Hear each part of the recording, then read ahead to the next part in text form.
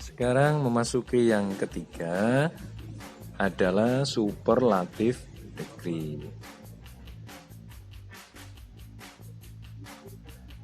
Superlative degree ini digunakan when we compare more than two people or things. Ketika kita membandingkan lebih dari dua orang atau benda, and so which is the greatest among them all, dan menunjukkan mana yang terbesar di antara mereka. We use the superlative form of an adjective. Kita menggunakan bentuk superlatif pada kata adjektif atau kata sifat. The superlative form is usually made by adding est to the adjective. Bentuk superlatif biasanya dibuat dengan menambahkan huruf est to the adjective kepada kata sifat itu. Sekarang perhatikan tabel tersebut ya. Pada kolom kiri atau kolom yang pertama itu adalah kata adjektif ya, kata dasar adjektif ada tall, short, poor, rich, young sampai fast. Kolom yang kanan atau kolom superlatif adjektif itu kata sifat yang sudah dijadikan bentuk superlatif. Berarti ada tambahan huruf est di belakang kata sifat tersebut. Perhatikan perubahannya. Kata tall berubah menjadi taller, short menjadi shortest, poor menjadi poorest, dan seterusnya. Bisa kalian baca sendiri sampai kata fast berubah menjadi fastest. Sekarang kita lihat contoh penerapannya dalam kalimat. Di situ ada gambar 3 anak. Yang pertama adalah Naufal, age 7 years old, usianya 7 tahun. Gambar yang kedua itu adalah Raras, age 8 years old, usianya 8 tahun. Dan gambar yang ketiga itu adalah Salma yang berusia 6 tahun. Ketiga anak ini mari kita bandingkan mulai dari positive degree, terus comparative degree dan superlative degree. Tolong diperhatikan baik-baik. Raras is young. Raras ini adalah gambar yang kedua ya. Raras is young. Raras masih muda. Ya. Ini adalah bentuk positif degree. Raras is young. Sekarang kita buat comparative degree. Naufal is younger than Raras. Naufal adalah gambar pertama ini. Naufal lebih muda daripada Raras. Apakah benar? Iya. Karena Naufal usianya 7 tahun, sedangkan Raras usianya 8 tahun. Jadi Naufal lebih muda daripada Raras. Sekarang kita rubah menjadi superlative degree untuk membandingkan seluruhnya ketiga gambar anak tersebut. Ya. Salma is the youngest of all. Salma ini gambar yang terakhir. Usia Salma adalah 6 tahun. Jadi Salma adalah yang paling muda dari semuanya. Apakah benar?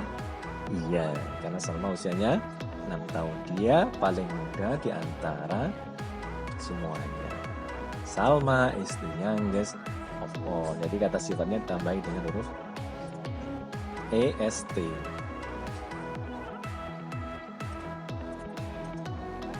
Selanjutnya adalah catatan pada penggunaan superlative degree. The first, yang pertama, add est if the adjective end in e. Tambahkan est jika kata sifatnya berakhiran dengan huruf e. Ya. Oh, ini maksudnya tambahkan huruf st saja ya, bukan est tapi st jika kata sifatnya berakhiran dengan huruf e. Contoh wise.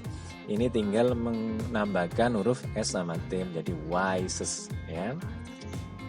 Oke, yang kedua, second, if the adjective jika kata sifatnya ends in a consonant, berakhir dengan huruf konsonan atau huruf mati, and has a vowel before it, dan ada huruf vokal sebelum huruf konsonan itu, we need to double the consonant, kita harus menggandakan atau mendabelkan huruf konsonan, and add dan menambahkan est to form the superlative, dan menambahkan est untuk membentuk superlatif ya.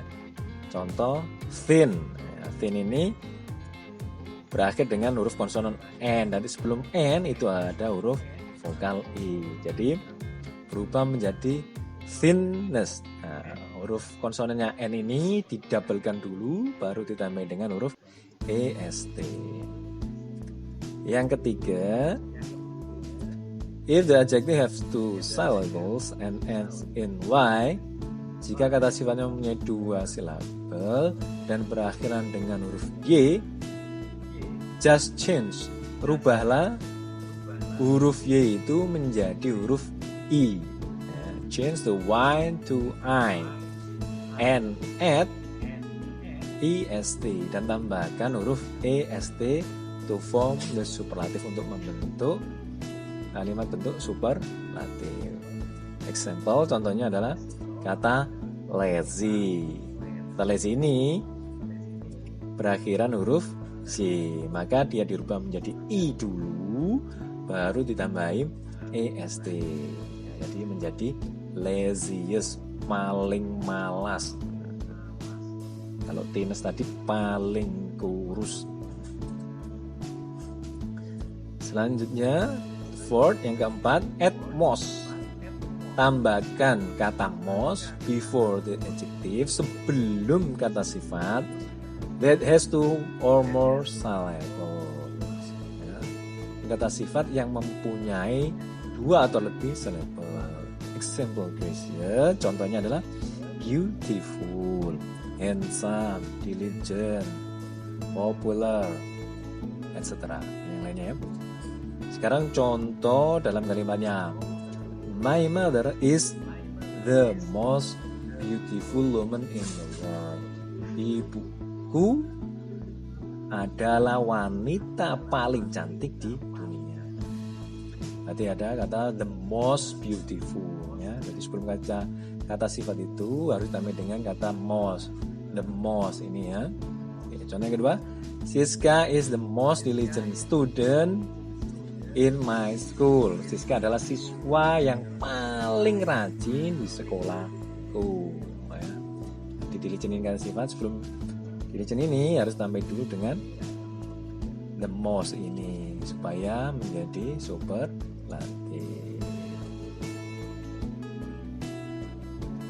Cara selanjutnya, in comparison, dalam perbandingan, there are irregular form.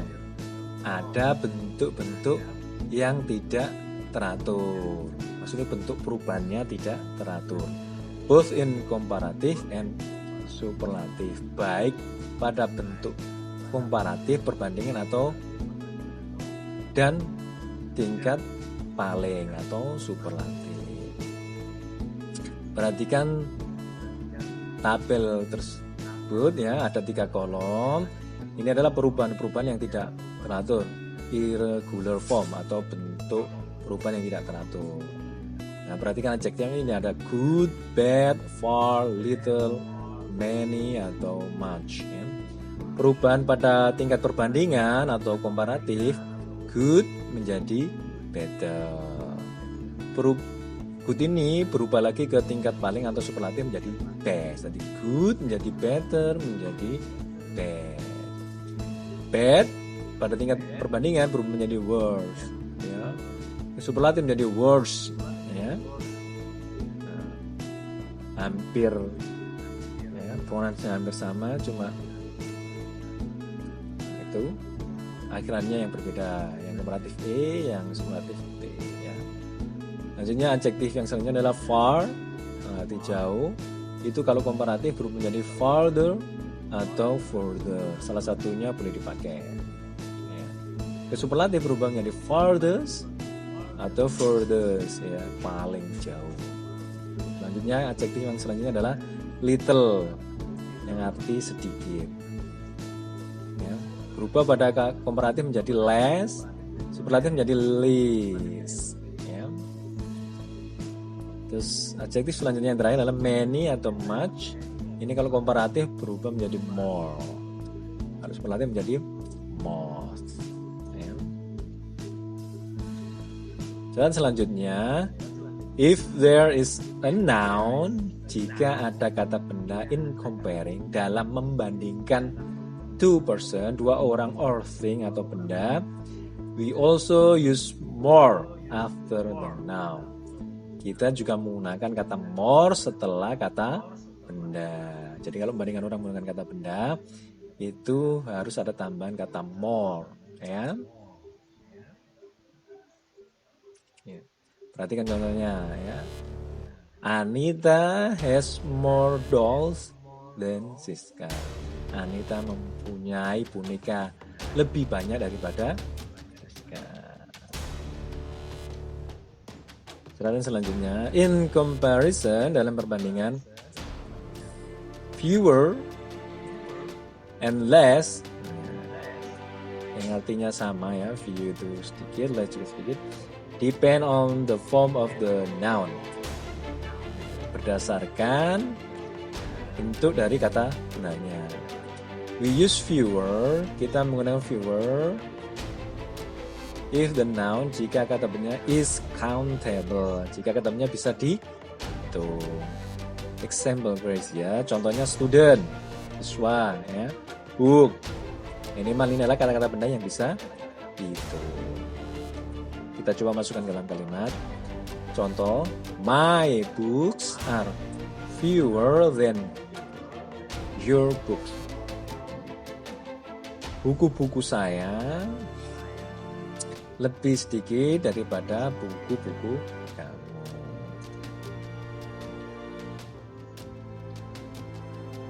Catatan selanjutnya, we use less, kita menggunakan less if the noun is uncountable.